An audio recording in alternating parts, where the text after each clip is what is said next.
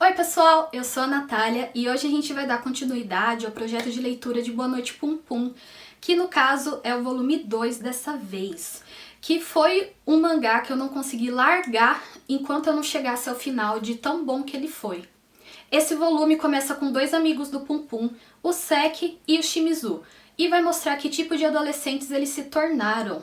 A gente acompanha o Seki agora, que já é um adolescente, se mostrando pouco interessado na escola, em dar continuidade aos estudos, e ele carrega dentro dele uma espécie de revolta devido à situação da sua família, que já foi mostrada no volume 1. Já o Shimizu é um garoto que quer ser amigo de todo mundo, e ele inclusive dá dinheiro para um aluno da escola, meio que para iniciar essa amizade, o que faz com que o Seki fique bem chateado com essa atitude do Shimizu.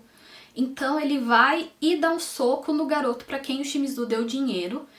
E ele fica meio assustado depois, acuado até, quando uma garota acende um isqueiro, porque desse menino para quem ele deu o soco e a garota que acendeu o isqueiro começam a ir na direção dele com aquele fogo, o que deixa ele bem assustado, porque ele vai lembrar do acidente que teve no primeiro volume, não lembro se vocês lembram, na resenha anterior, que eles estão no prédio abandonado, uma fábrica de miçô abandonada, e tem uma explosão lá. E essa explosão meio que gerou um trauma no Seki, por isso que ele fica assustado quando ele vê o fogo. Depois disso a gente tem um momento super fofo entre o Seki e o Shimizu, que eu gostei bastante, que é eles dois indo embora, e o Seki fala pro Shimizu que vai sempre proteger ele e pede para que o amigo jamais o abandone. Em seguida, no capítulo 25, a gente tem o Pum Pum bem mal por causa daquela cena da Aiko segurando a mão do veterano. Eu não sei se vocês vão lembrar, mas foi nisso que acabou o volume 1. E o Pum Pum tá tentando esquecer aquilo, só que ele não consegue. E vai dando uma agonia nele que chega a beirar o desespero até que ele começa a surtar pensando no que aconteceu. Depois, na escola, os amigos do Pum Pum começam a falar mal da Aiko e do veterano, que deixa o Pum Pum bem triste. E quando ele tá indo embora, ele começa a pensar que não quer ver mais ninguém, até que ele é interrompido justamente por quem?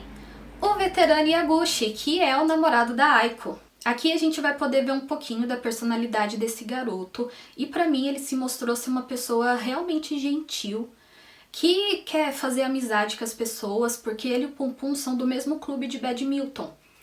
Então ele encontra o garoto na rua e fala, eu posso acompanhar você? A gente tá indo pro mesmo caminho. Então eles vão conversando e mesmo com esse veterano falando sobre a namorada, que no caso é a Aiko, o Pum Pum chega a perceber que também quer que ele seja feliz. Uma coisa interessante nessa parte também é que aquele deus que o Pum Pum invocava, lá no começo da história, aparece aqui também. E fica falando para ele acabar com o veterano Yaguchi, só que o Pum Pum acaba ignorando ele. Então, no dia seguinte, quando ele tá indo embora, o Pum Pum vê a Aiko chorando, que passa diretamente por ele e ele se sente ignorado.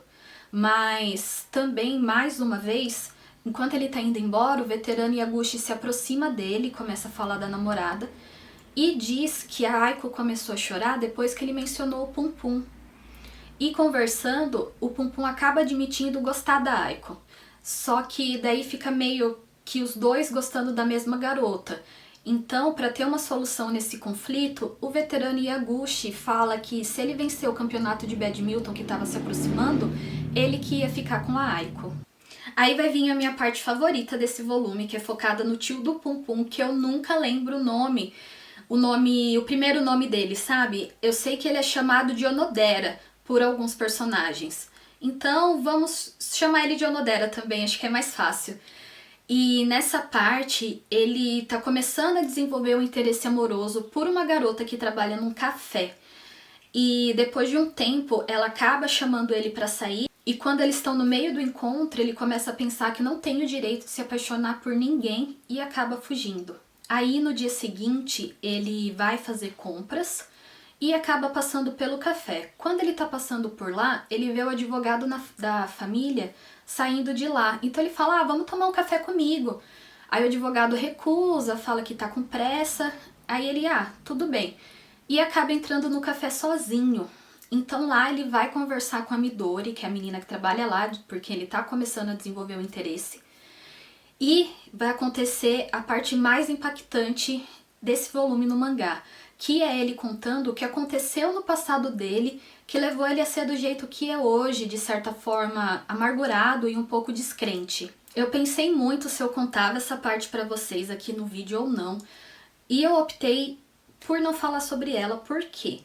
Eu imagino que talvez tenha pessoas que não leram o mangá que podem vir a assistir esse vídeo, e eu não quero estragar para elas a surpresa que é o que acontece nessa parte. É realmente algo muito impactante, que se você tiver um spoiler, levar um spoiler sobre isso, vai tirar totalmente a graça. Eu fiquei muito surpresa com o que aconteceu, porque era uma coisa que eu não estava esperando, e eu não quero estragar isso para vocês. Então, depois da narração desses acontecimentos com o tio do Pum Pum, né, o Onodera, a gente acaba voltando pro drama diário do nosso protagonista. O torneio de badminton chegou e a final vai ser disputada pelo veterano Yaguchi, que é o namorado da Aiko, e o Koma, que é um amigo do Pum Pum. E o Koma teve no começo desse volume um discurso sobre vitória que eu considerei, acho que não tem outra palavra para dizer além de doentio. Ele é realmente obcecado por vencer, é só isso que importa pra ele, essa experiência da vitória, do jogo, e ele é realmente obcecado por isso. Depois a gente observa o Pum Pum, a Aiko e os amigos deles acompanhando a partida final de badminton. E a Aiko pega na mão do Pum Pum e começa a falar pra ele sobre um sonho que ela tem, que pelo que eu entendi é ser amada e encontrar alguém para amar. Mas um relacionamento assim bem forte que dure a vida toda, sabe? Só que o que acontece durante a partida? O namorado da Aiko acaba perdendo porque ele tem uma lesão no pé. E com isso, o Pum Pum começa a se sentir realmente mal. Ele sabe que com o veterano perdendo a partida, significaria que o Pum Pum tinha ganhado e que ele ia poder ficar com a Aiko. Só que o Pum Pum começa a se sentir repugnante, asqueroso, por ter a sua felicidade às custas da infelicidade de outra pessoa. Então ele vai dizer pra Aiko encontrar o Yaguchi, o namorado dela, e ele pega e vira as costas pra garota e vai embora, meio que envolvido numa nuvem de trevas, digamos assim. Depois a gente vai acompanhar a interação do Pum Pum com a sua família, que acabou de ganhar um novo membro, que é a Midori, a garota do café, porque o seu tio estava interessado lá pro meio do mangá, lembra? Que tem aquela história do passado dele e tal. Ele tá namorando essa garota e ela se mostra uma pessoa muito bacana ao longo do volume. E ela tenta se aproximar do Pum Pum, desenvolver uma amizade com ele, só que o garoto meio que se afasta, dá uma ignorada nela. Até que mais 2 anos se passam, assim como foi no final do primeiro volume, e o tio do Pum Pum desaparece. Esse foi um resuminho que eu tentei fazer do que acontece nesse primeiro volume, mas foi uma coisa bem por cima mesmo, porque só lendo, pra você entender a dinâmica dos personagens e os sentimentos do Pum Pum e do seu tio também, que foram o grande destaque nesse volume. Eu fiquei pensando se o Pum Pum não tá meio esquizofrênico, tendo umas alucinações, porque aquele deus que ele invocava no primeiro volume tá aparecendo com grande frequência pra ele sem ser chamado. Então o Pum Pum se questiona o que esse deus é, que acaba respondendo pra ele, foi você que decidiu me chamar de Deus. E o Pum Pum só quer que os dias difíceis acabem e chegue o amanhã, porque como a gente diz, nada como um dia após o outro, né? Que é o que ele quer, que acabe o inverno e comece a primavera, só que ele nem sabe mais pra quem orar pedindo isso. Eu me identifiquei muito com o Pum Pum nesse volume, porque ele acaba colocando a felicidade do veterano Yaguchi acima da dele. Isso era uma coisa que eu fazia muito quando eu era mais nova, eu sempre colocava o sentimento dos outros à frente dos meus.